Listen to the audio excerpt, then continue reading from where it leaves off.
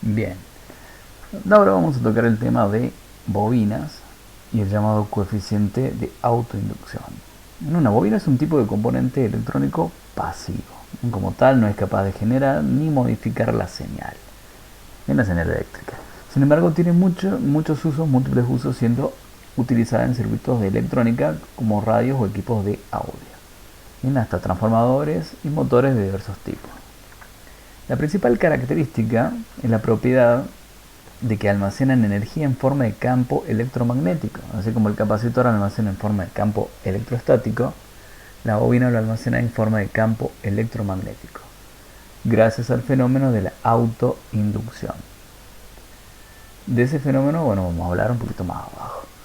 Aplicaciones, como dijimos, ¿sí? Son diversas, por ejemplo en electroimanes, devanado de transformadores y de motores, ¿bien? Devanados o bobinados, también llamados así. Componentes que forman parte de circuitos electrónicos para sintonización de emisoras de radio, por ejemplo. Bien, bien, aunque casi no se utiliza, pero sí se siguen utilizando todavía las bobinas, en, digamos ya como mini bobinas o micro bobinas. Este componente está construido utilizando un elemento conductor aislado enrollado en forma de espira o anillo, ¿bien? Como se ve aquí, alrededor de un núcleo de un material ferromagnético, ¿bien? O también en ciertos casos un núcleo de aire. Por ejemplo, este, ¿bien? Que se dice que no tiene núcleo. Bueno, en realidad el núcleo está hecho de aire, ¿bien? Porque no hay nada en su interior, simplemente está ahí como material del núcleo el mismo aire. Bien, acá tenemos otro ejemplo, una bobina. Tenemos el alambre de cobre enrollado y un núcleo ferroso, ¿no? Que puede ser hierro, como su nombre lo dice. Ferroso viene de hierro. Otro ejemplo. Y bueno, acá tenemos tipos de bobinas. Bobinas con núcleo de aire, cuyo símbolo sería así. Ven que no tienen ningún elemento ferromagnético en su interior. Núcleos con bobinas de hierro y núcleos con bobinas de núcleo de ferrita. La ferrita es otro material ferromagnético que conduce muy bien el campo magnético, sin embargo no queda magnetizado.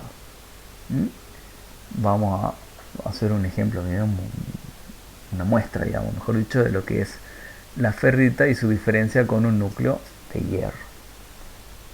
Bien, y el símbolo de cada uno de ellos. Tenemos los créditos al autor. Ahora viene otra cuestión que es un poquito más difícil de entender, porque esto es sencillo. ¿Bien? Una bobina está constituida por un elemento conductor que está enrollado en forma de anillo o espira, ¿bien? Algo similar a un resorte. Nosotros la podemos utilizar para inducir un campo magnético o bien para recibir ese campo magnético, ¿bien? Pero en todo caso el fenómeno de la autoinducción o de la inducción, mejor dicho, está presente. A nosotros por el momento nos interesa lo que es el fenómeno de la autoinducción, cuando uno le entrega una corriente eléctrica y sobre ella se induce a sí misma una FEM o fuerza electromotriz o voltaje, también llamado de esa manera. Bueno, la autoinducción, como dijimos, se produce en las bobinas y significa que se induce a sí misma una FEM o fuerza electromotriz. Es decir, que la corriente eléctrica que circula a través de la bobina induce un campo magnético y un flujo magnético que corta las espiras de la propia bobina. Y como consecuencia de ello, ese flujo magnético induce una FEM, voltaje, que de acuerdo con la ley de Lenz se opone siempre a la causa que le da origen. Veamos nosotros un ejemplo. Bien, en este caso con algo que está conectado con una bobina, nosotros que está conectado en un circuito de corriente continua. Bien, acá tenemos el símbolo de la batería o de una fuente de corriente continua. Al cerrar el circuito, la corriente comienza a circular desde cero hasta su valor nominal. Bien, acuérdense que la bobina es un elemento conductor, o sea que va a dejar pasar mucha corriente. Bien, va a dejar pasar mucha corriente en un corto tiempo.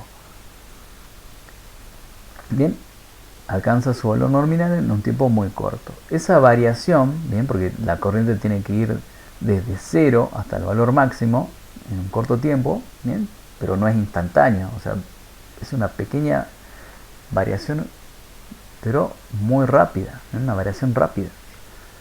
Bien, esa variación produce que se induzca un flujo magnético que corta las espiras de la bobina e induce la FEM.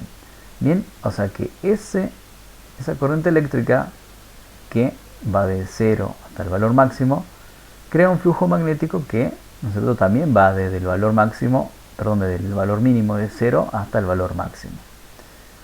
Y esa variación en el flujo magnético hace que se induzca en la bobina una FEM, una FEM de autoinducción. Los efectos de esa FEM inducida se oponen al mismo flujo magnético que le da origen y provocan que la corriente sufra una oposición y un retraso. ¿Bien? Es como que justamente esa FEM, se opone al paso de la misma corriente eléctrica. O sea, los efectos de esta FEM se oponen al paso de la corriente eléctrica que viene desde la fuente de corriente continua.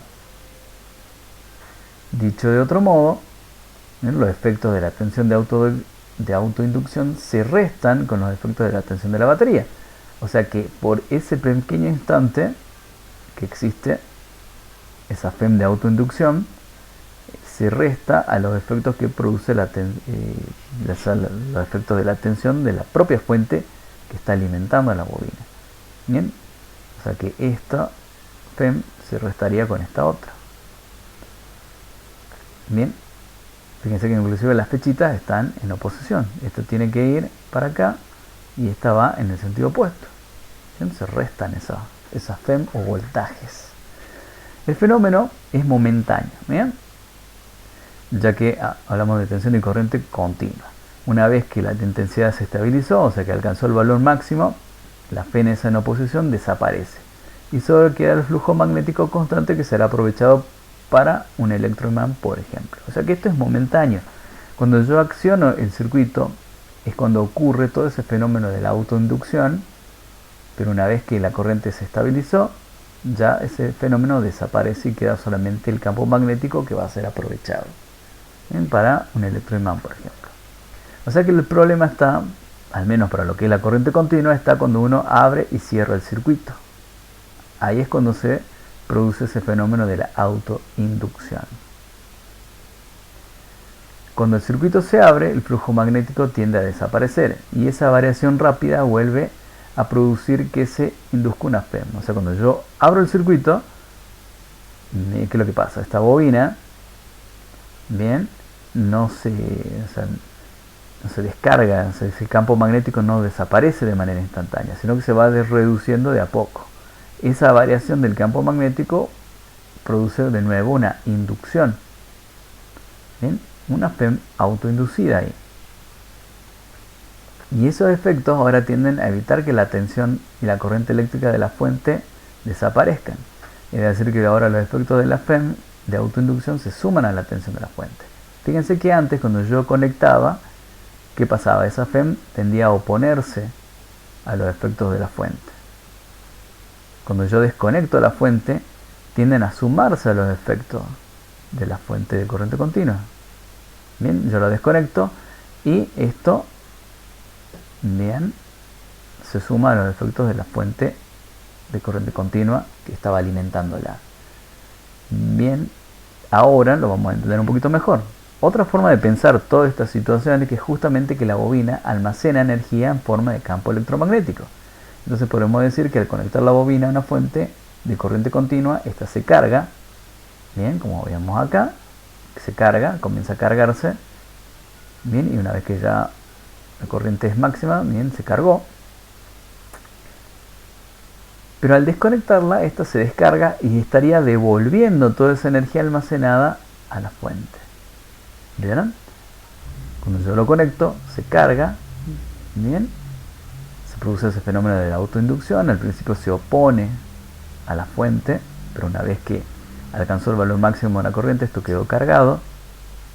Y cuando yo lo desconecto, toda esa energía almacenada en forma de campo magnético ahí tiene que descargarse. Y se descarga volviendo a la fuente. Bueno, si bien yo lo escribí acá, pero al trabajar con circuitos en donde hay bobinas, por ejemplo, cuando tenemos motores o transformadores, este hecho de hacer la conexión y la desconexión va a producir chispazos bastante grandes. ¿Bien? Es mayor el chispazo inclusive cuando uno desconecta que al conectarlo. ¿Por qué cuando uno desconecta? Porque justamente toda esa energía que estaba almacenada acá se suma a la de la fuente y el arco eléctrico que se produce en el interruptor es bastante grande. Por eso es un problema si estamos trabajando con electroimanes en una fuente de corriente continua. Coeficiente de autoinducción. La FEM de autoinducción depende de la rapidez con la que cambia el flujo magnético. ¿Ven? El flujo magnético no es otra cosa, obviamente, que lo que es el campo magnético de la bobina, en este caso, que se mueve a través de un material, por ejemplo, el aire o el núcleo metálico o de ferrita. Mientras más rápido varíe ese flujo, mayor va a ser la FEM o voltaje autoinducido. A su vez, la FEM también depende de las características constructivas de la bobina, lo que se denomina su coeficiente de autoinducción L, que se mide en unidad que se llama Henry o Henry, en castellanizado. La siguiente fórmula expresa que la FEM es directamente proporcional al coeficiente de autoinducción y a la rapidez con la que cambia la intensidad de corriente.